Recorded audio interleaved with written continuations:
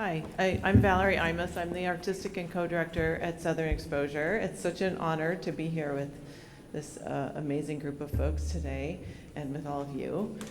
So Southern Exposure is an artist-run space, a nonprofit organization that is at 20th and Alabama. It was started by artists in 1974. This is our 50th anniversary this year. It was started by a group of artists who were part of a live workspace at the time called the American Can Company Collective in a former canning facility, which then, after litigation by the American Can Company, changed its name and became Project Artaud, and is still a functioning artist live workspace. And this is a photo from 1971 of artists in the space having a meeting, a very tired, sad bunch of bearded white dudes. The Southern Exposure has changed since then, but I like this photo because it reminds me that Southern Exposure was built on artist labor, centered with artist labor, and literally from the ground up was about artist labor at the center of everything. And this type of collective practice is still very much at the center of everything that we do.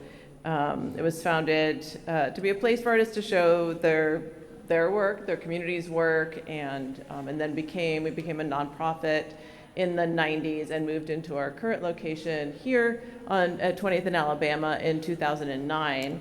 And as people have pointed to, that was a moment when artists were looking to have a little bit more agency and have a more active voice in shaping the landscape of the arts in San Francisco, and also shout out to other organizations that are experiencing their 50th anniversary, like SF Camera Work is turning 50 this year, Kala in Berkeley is turning 50 this year, and there are many organizations that are not still around that were very important at that moment, like New Langton and other spaces too. We have, Southern Exposure has three kind of main program arms. We have an education program for youth.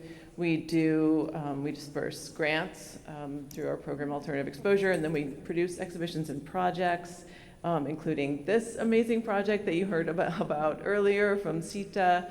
This is Jocelyn Jackson and Estamos contra el Muro that we did in 2016. It was really one of my favorite projects that we've ever done. And really speaks to the kind of collective work that Southern Exposure does, because there was such an enormous network of artists who are part of this project, as Sita mentioned, chefs and graffiti artists and piñata makers and translators and students and the audience, of course, destroyed the art at the end of the exhibition. So. And we still are an artist-run space. We still are, all of our decisions are made by artists. These are a few of our curators. I work with a team of artists, of 10 artists who are our curatorial council to curate our exhibitions and projects. These are just a few of the artists currently on our council: A. Preston Mint, Beatriz Escobar, Tamara Suarez Porras, and Hannah Waiters, and amongst, we have about 10 others. And also one of our curators, Ebti Shadid, has an amazing show at SF Camera Work that you should check out. So we all collaborate on developing a concept into an exhibition and bringing it into fruition. And it's like I said, it's just a very core part of what Southern Exposure is. It's in our bylaws that a third of our board are also artists. And one of the important reasons for continuing that mission is that I think artists often have a more expansive view, both of what connections can be made between artworks and practices, and also just there's a deep belief and commitment to sustaining relationships, and it's perhaps less of a transactional engagement with artists. I think something that's very much at the heart of what Southern Exposure is thinking about those relationships and then the network. I think of the the Ursula Le Guin book about the carrier bag theory of fiction and the kind of net that is Southern exposure that supports the work that we show.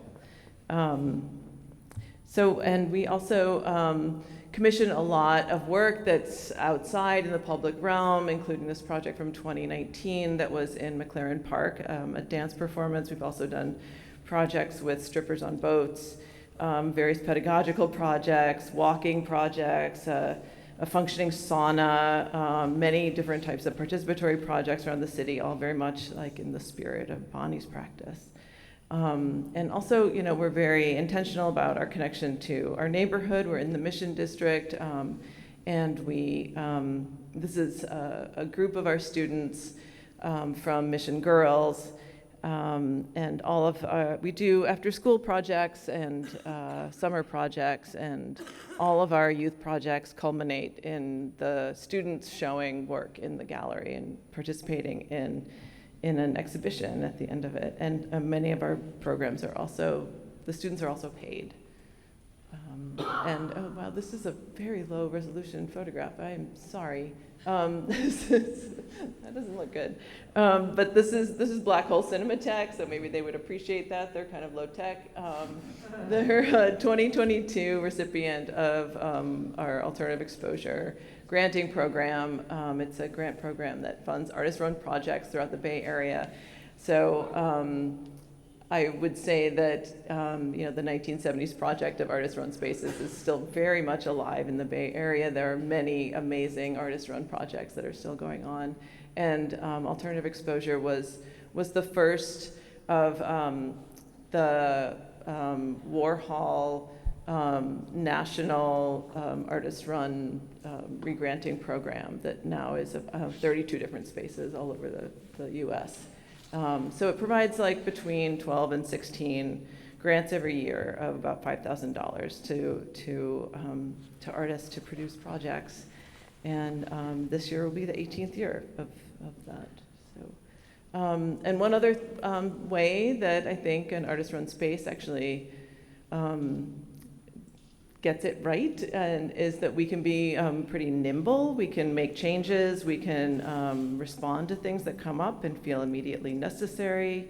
Like late last year and early this year, in response to the genocide in Gaza, we hosted an event to hold space for folks to gather and share information, and we were able to accommodate changes to our current exhibition based on things that artists wanted to do in response to what's been happening. And then this is a painting by Chelsea Riono Wong of the exterior of Southern Exposure and our community they're celebrating. Thanks.